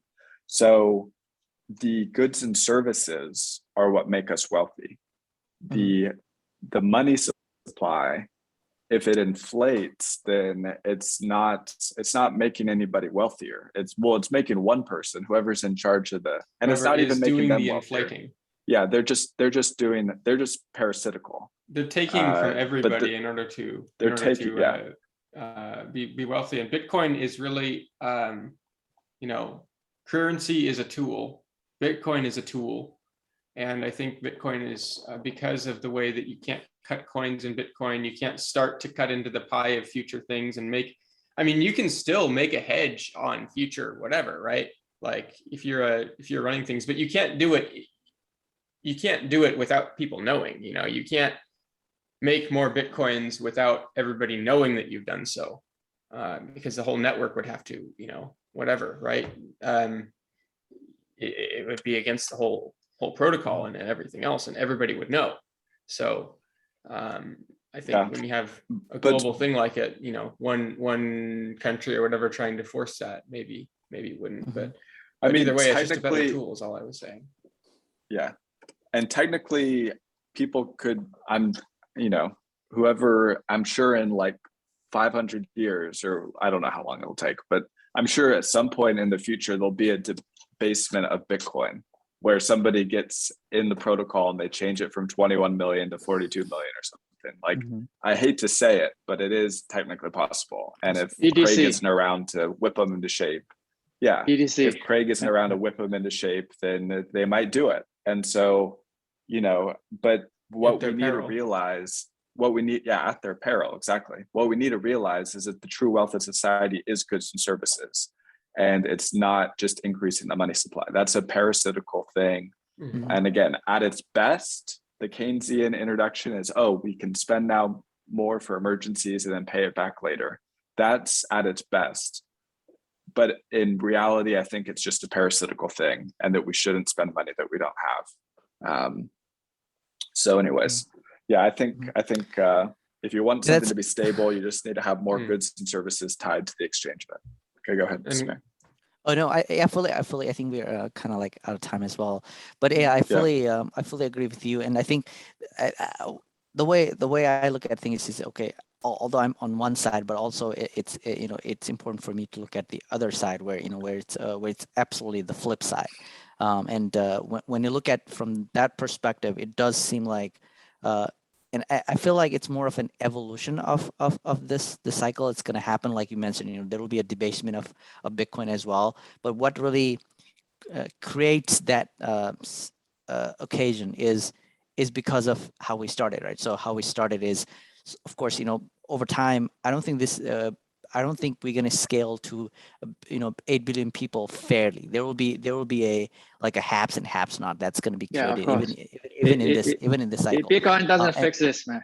Yeah, so so fair. Nobody has a concept of fair. Yeah, the same concept. Who's going to be the haves is the early adopters, the information, who has the more information, who has the more knowledge, but they're risking, and the wealth. We're risking a lot. We're risking a lot. We're risking. It's like a startup founder, right? You can say it is fair. Zuckerberg, you can think it's fair. Got billions, but he takes the risk, right? Yep. So you can also think about that way. Yeah, that's definitely the argument of one side, but also for us as a global, there has to be, and that's it's happening even from the history. There's a balance of both. As a collective. Yeah, there has to be a balance of both. It's not like oh, we get rid of all the collective idea and then all of a sudden we become we all rise to a new. That's I don't think that's really how it works. It'll be a balance of both, and that's what history is. I don't think that there's. Yeah, I think that the only reason why something would start debasing the currency is it's like if you want to call that a cycle of nature, I don't think there's any reason. It's just like plants will bloom and then they decay. Mm-hmm. You know what I mean? It's like but you want it to be as late of a bloomer really as possible, because then it grows the biggest. You know what I mean? So like I have some basil plants. I'm just looking at them right now, and like right when it goes to flower, you prune it and you take off the flower and you say next season you'll flower, and then it grows thicker roots and it gets even bigger, right? So you want it to not debase their currency for as long as possible, and it'll be a bigger and bigger civilization. But I time shows that eventually people debase their currency, but that's when it's the beginning of the end. And it might take 300 years, but it's decaying now. I just want to ask. Have you read the book Atlas Shrugged? Just out of curiosity, by Rand. Because I think it's interesting. There's something to be gained from that perspective as well. So it's an interesting thing. I think I would refer you to it. It talks a lot about this collective versus individual stuff, and I mean, one of the things that I think is important is we can start to record this cycle in history. Like the chain tracks the history of everything, and we can go back and look exactly who is taking what positions and what was being debated and what happened, and then use that to gain better knowledge to build better systems. And so if we are forced by the debasement of Bitcoin in 500 years to go through this cycle one last time, at least it will be recorded on chain, and that way we can go back and look at all of the things that happened, and that way the next time maybe it'll be 5,000 years, because we'll have that much more knowledge. But maybe that's an interesting goal. We hope. Yes. Unless the chain gets lost. The history has been recorded, from beginning of time to now. We can have different forms of recording. Success. Final meetup after, in the year 3021, so we can check everything what we have predicted here. So these are going to end up on chain eventually. So I put this video on chain, so we'll see for future generations to judge. Okay, guys, I think unfortunately we are running a 2-hour top here. So I hope to see you next week. Any final quick words? If you have Samir, seems you have the most to say today. Sorry, I just wanted to because right now we have Bitcoin, and because we don't have Bitcoin as an economy yet, we still have a pegged fiat and other assets. Is this how we're gonna keep continuing, or is it gonna be there? Is there gonna be a point where we have everything gonna be? We need more Bitcoin goods and economy. services. more goods and services, and technically there is goods and services, whether it's these video games and haste and all. There are things out there, and so there is a Bitcoin economy. It's just not the world. Small, it's still a baby. Yeah. Okay. Yeah, definitely. All right, sounds all right, good. guys. All right, guys. Enjoy your weekend and the Thank rest you of the very day. much. See you next Thank time. you. Okay. Yep. Thank you. Okay. Bye-bye. See you guys. Bye-bye. See you. Bye. Bye.